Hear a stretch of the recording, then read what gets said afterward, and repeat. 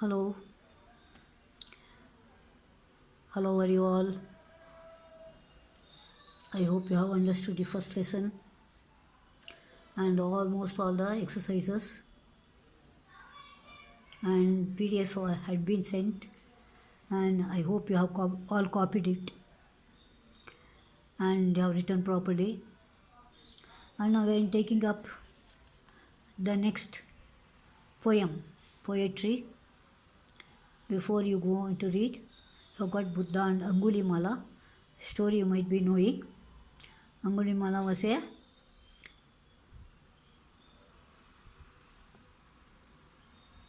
bad man.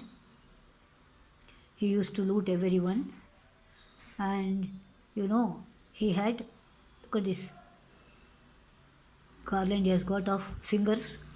Whomever he met, he would cut their finger, make the garland, and he had decided to have 100 fingers of this. That's why he is called Anguli Mala. And once what happens on the way, he lived in the half forest, no? So once Buddha with his disciples was crossing along the forest, and Angulimala came face to face, and he threatened to cut the fingers. Then Buddha advises him of peace and how to live happily. All these things change the mind of this gunda or bandit, okay? And he became the disciple of Buddha at last. This is how Buddha changed the mind or mentality of Angulimala. That much of effect Buddha could provide on this bandit. So he became the disciple of Buddha. Now look at the introduction that has been given. Here you got Upagupta. The poem name is Upagupta.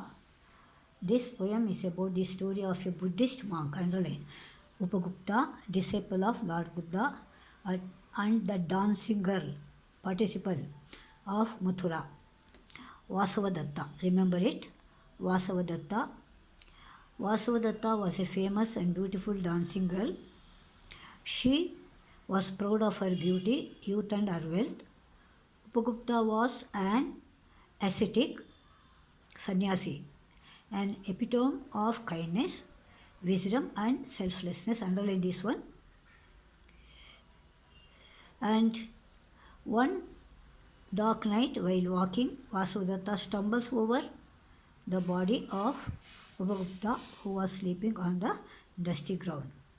And next, this is the background of the poem. Next, have the poem. Remember it, children. This is the background of the poem Upagupta. And now see, Upagupta, the title of the poem, and the poet is Rabindranath Tagore. All of you know him, no?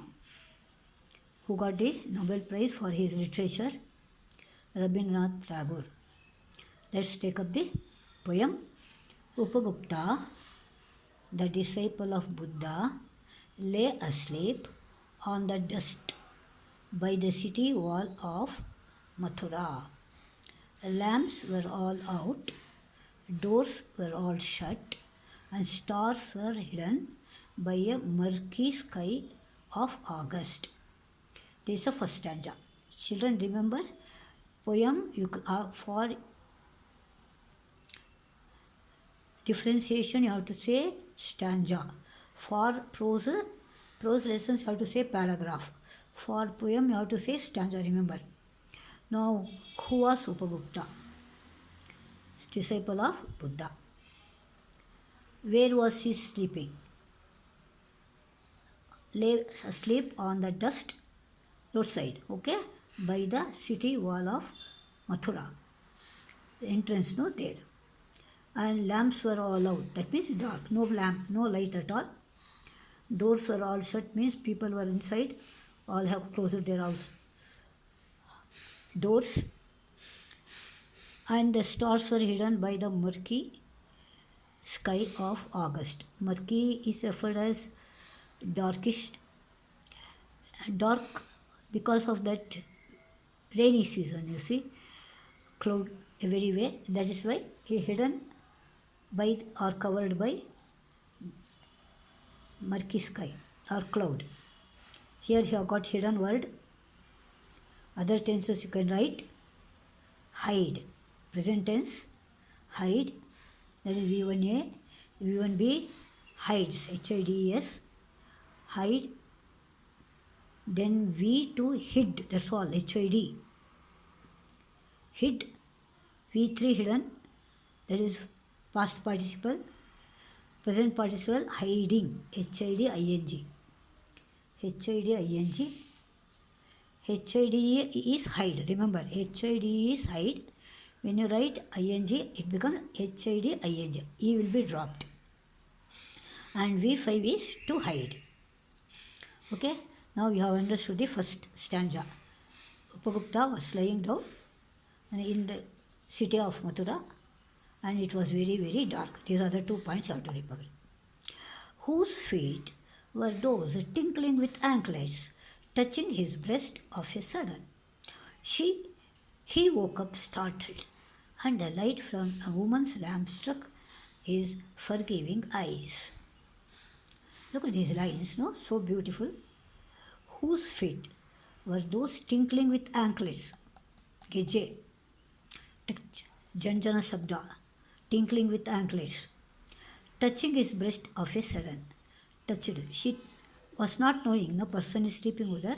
She just touched his chest. He woke up startled. Frightened, no? Something. Startled, and the light from a woman's lamp struck his forgiving eyes. Then she was carrying the lamp. In that lamp, she could notice the kindness in his eyes.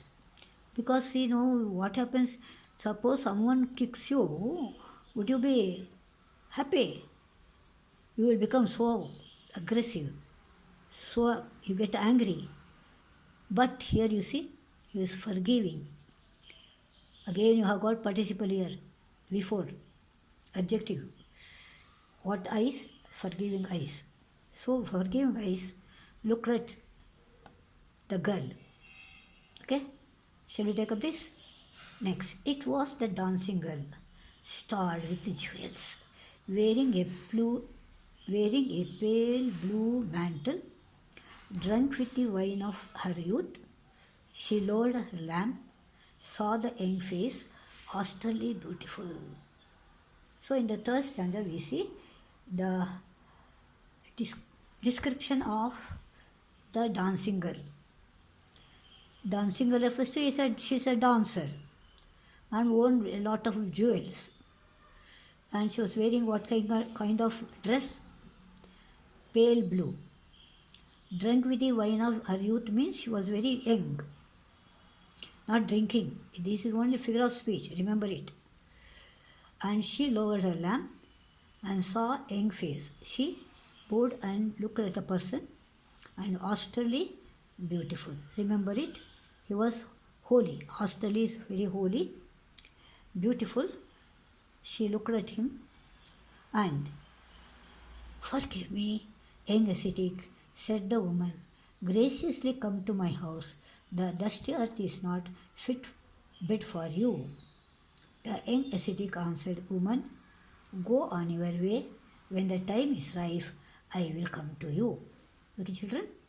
Now she asked her, "Excuse, forgive me." And then and requested him to come to her house.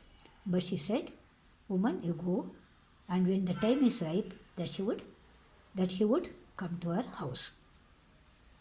Okay, children, this much you will understand, I think. First stanza tells you the position of Upagupta.